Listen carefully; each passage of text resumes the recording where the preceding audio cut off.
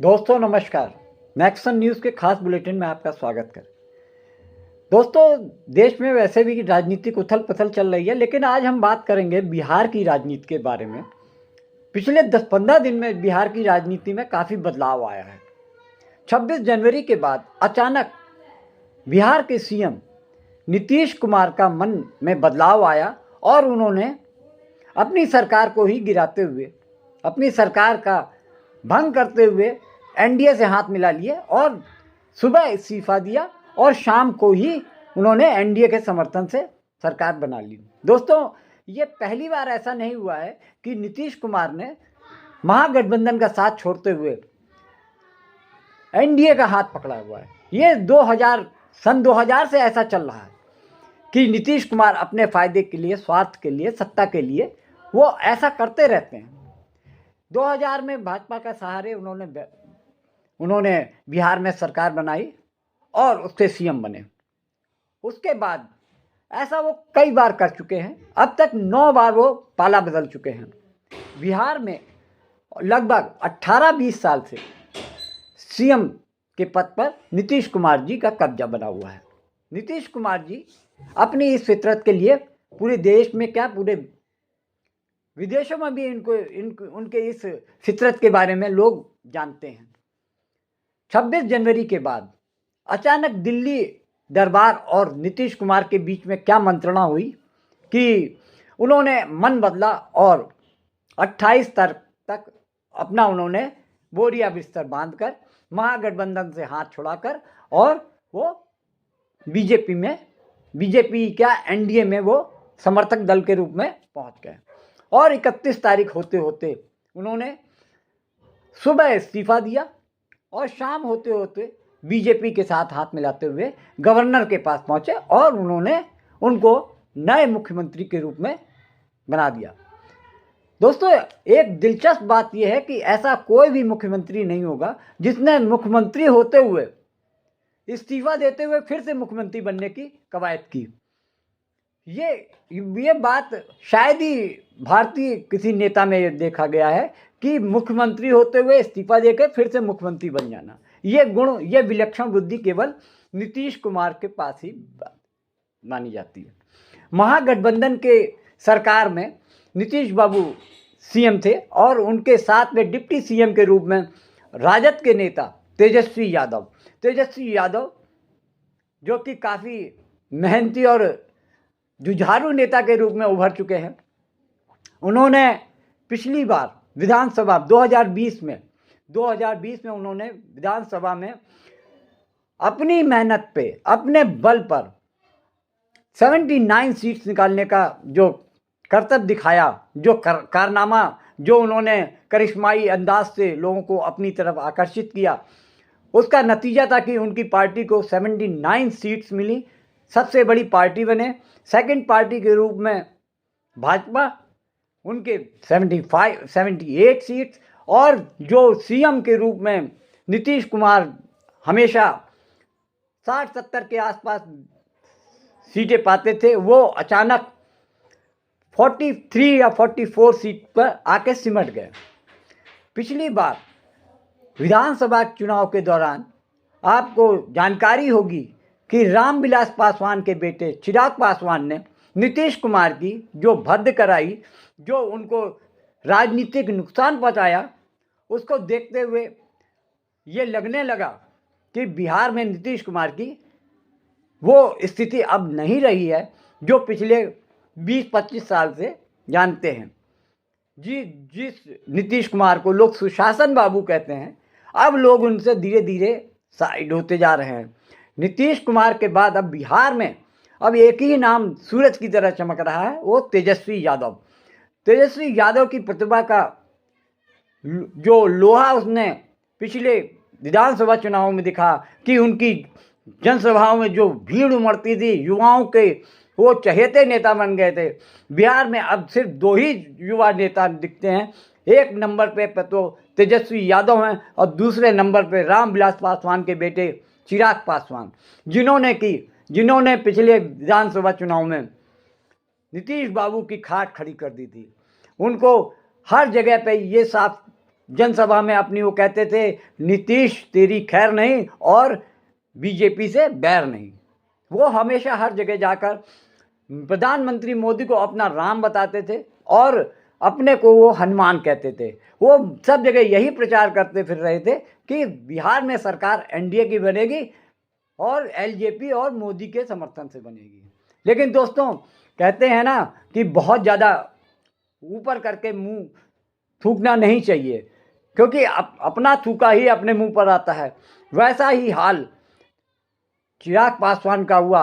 उनको सिर्फ एक सीट मिली पूरे बिहार में, उन्होंने चुनाव लड़ा लेकिन सीट उनको केवल एक मिली और वो भी बाद में वो जेडीयू में चली गई। ये हालात हुए और बिहार में चिराग पासवान ने बीजेपी के लिए बहुत अच्छा काम किया। चिराग पासवान ने बीजेपी को इस लायक कर दिया कि उनको 78 सीट मिल गई।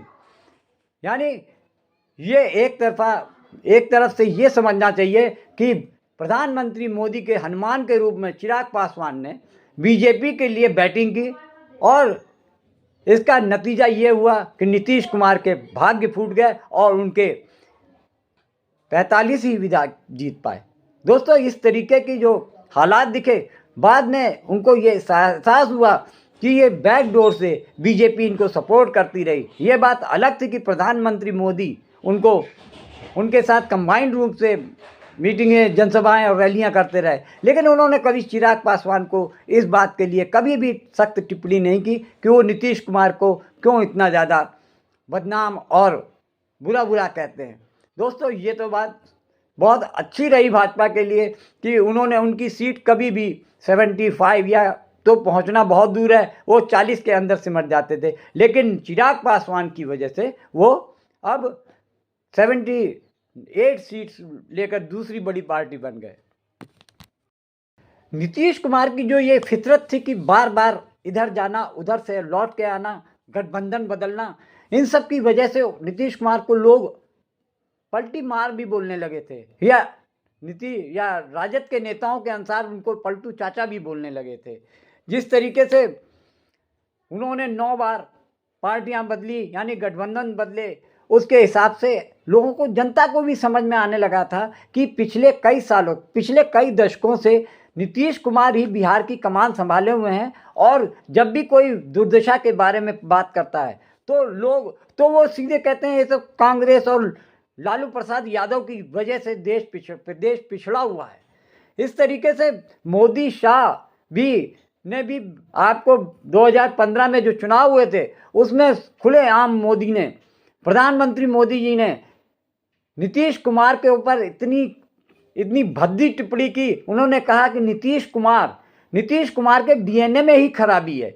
इतनी बड़ी बात सुनने के बाद नीतीश कुमार ने पलटवार करते हुए कहा था कि ये केवल नीतीश कुमार के डीएनए की खराबी की बात नहीं हुई, बल्कि ये पूरे बिहार के डीएनए पे जो सवाल उठाया है प्रधानमंत्री मोदी ने, इससे साफ जाहिर होता है कि ये बिहार की जनता के हितैषी नहीं है। दोस्तों, जिस तरीके से कई बार नीतीश कुमार एनडीए में गए, एनडीए से वापस महागठबंधन में आए, उसके बाद ये कम से कम 4 बार एनडीए में गए हैं और 5वीं बार फिर से एनडीए से हाथ मिलाया। एनडीए में लाने के लिए आप ये सोचते हैं कि प्रधानमंत्री मोदी और शाह इतने बेकल क्यों हैं, क्यों इतने व्याकुल हैं कि नीतीश कुमार को किसी ना किसी तरीके से एनडीए में शामिल करने के लिए उन्होंने सारे जुगाड़ लगा लिए, सारी तिकड़में फैल ली और पिछले 17-18 महीने पहले ही एनडीए से नीतीश कुमार ने हाथ छुड़ाकर महागठबंधन का हाथ थामा था। सोच लीजिए, 17-18 महीने में ही उनका मन महागठबंधन से उब गया और उन्होंने एक बार फिर से नीतीश कुमार ने प्रधानमंत्री मोदी के खेमे को ज्वाइन कर लिया। दोस्तों, आपको लगता होगा कि इनमें कौन पलटी मार है? पलटी मार मेरे ख्याल से तो दोनों ही हैं। जब नीतीश कुमार उनके साथ होते हैं तो सबसे बड़े सुशासन बाबू हो जाते हैं, लेकिन जैसे ही पल्ला झाड़ते हैं वो देश के सबसे भ्रष्ट, सबसे खराब नेता बताए जाते हैं। बीजेपी के नेताओं में प्रवक्ता उनको डिबेट्स में जा जाकर भर भर के गालियां बकते हैं। आपको कुछ महीने पहले की ही आपको अमित शाह का एक बयान याद दिला देता हूं मैं। उसमें अमित शाह ने एक जनसभा में ये कहा कि नीतीश बाबू ये जान लें कि अब उनका एनडीए में आना संभव नहीं है, उनके लिए बीजेपी ने दरवाजे बंद कर दिए हैं। सोच लीजिए जनता के सामने अमित शाह जो कि गृह मंत्री हैं और साथ में सरकार में सेकंड नंबर की पोजीशन पे हैं, वो जनता के सामने नीतीश कुमार के बारे में ऐसा कहते हैं और उसके कुछ महीनों बाद ही, कुछ दिनों बाद ही नीतीश कुमार को एनडीए में जगह मिल जाती है। दोनों नेता, अब ये कैसे मान लिया जाए कि केवल नीतीश कुमार ही पलटू मार है? पलटी मार तो बीजेपी भी है। उनके पास बिहार में ऐसा कोई भी नेता नहीं है जो कि जिनके बल पर बीजेपी वहाँ पर अपनी सत्ता चला सके। वो बस बैकडोर से ही सत्ता चला सकती है।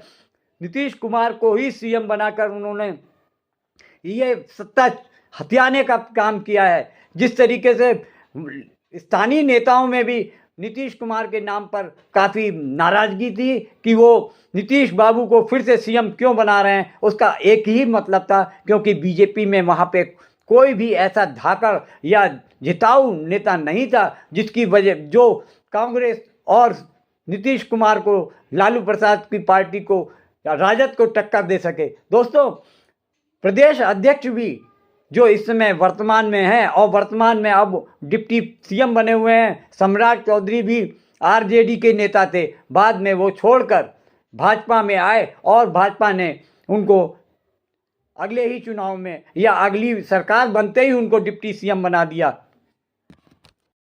जब नीतीश कुमार महागठबंधन के साथ में सरकार चला रहे थे, अभी तक यानी अब से 15-20 दिन पहले तक वो एनडीए के नेताओं को बारे में अजीब यानी बुरी से बुरी बातें कहते थे। और सबसे दिलचस्प बात तो यह है कि एनडीए के खिलाफ में उन्होंने पहल करते हुए इंडिया गठबंधन की स्थापना की। वो पहले व्यक्ति थे जिन्होंने इंडिया गठबंधन को लेकर पूरे देश के नेताओं को एकजुट करने का प्रयास किया। उनका कहना था कि मर जाऊंगा लेकिन भाजपा में या एनडीए में शामिल नहीं होऊंगा। लेकिन कहते हैं ना कि नेता की किसी बात पे विश्वास नहीं किया जा सकता है। नेता और कभी भी किसी वक्त झूठ बोलकर, उस सच बोलकर, झूठ सच बोलकर वो जनता को गुमराह कर सकता है, लेकिन उसकी बात पे शायद अब जनता कोई भी विश्वास नहीं कर सकेगी। जिसने 9 बार अपनी बात से मुकर कर केवल सत्ता के लिए पाला बदलने की जो फितरत है उसके बारे में अब जनता जान चुकी है। उन्होंने, और सबसे बड़ी बात तो ये है कि एनडीए में जो शामिल नेता हैं वो उनके दुर्विरोधी हैं। यानी चिराग पासवान अभी भी एनडीए के साथ में है।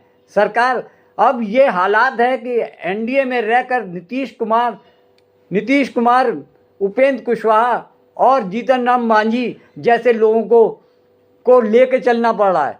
सबसे बड़ी बात तो ये है कि जीतन राम मांझी को उन्होंने 2014 में अपनी जगह पे सीएम बनाया था और बाद में जीतन राम मांझी ने गद्दी छोड़ने से मना कर दिया था। उसके लिए नीतीश कुमार ने उनको काफ़ी बुरा भला कहा और बाद में बड़ी मुश्किल से उनको पद से हटाया गया। बाद में उनको पार्टी से निकाल दिया गया।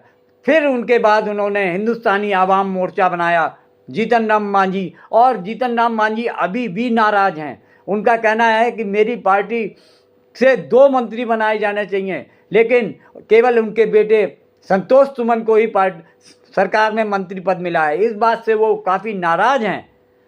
लेकिन कहते हैं कि अभी उनको बिल्कुल उनकी स्थिति वही है कि जैसे कि 32 दांतों के बीच में एक जीभ रहती है, उसी तरीके से उनको अपने आप को काफ़ी असुरक्षित महसूस करेंगे। और वैसे भी ये तो तय है कि भाजपा आने वाले समय में यानी 2-3 महीने के बाद ही नीतीश कुमार को पैदल करने वाली है। ये सिर्फ 2 या 3 महीने के मुख्यमंत्री हैं, ऐसा राजनीतिक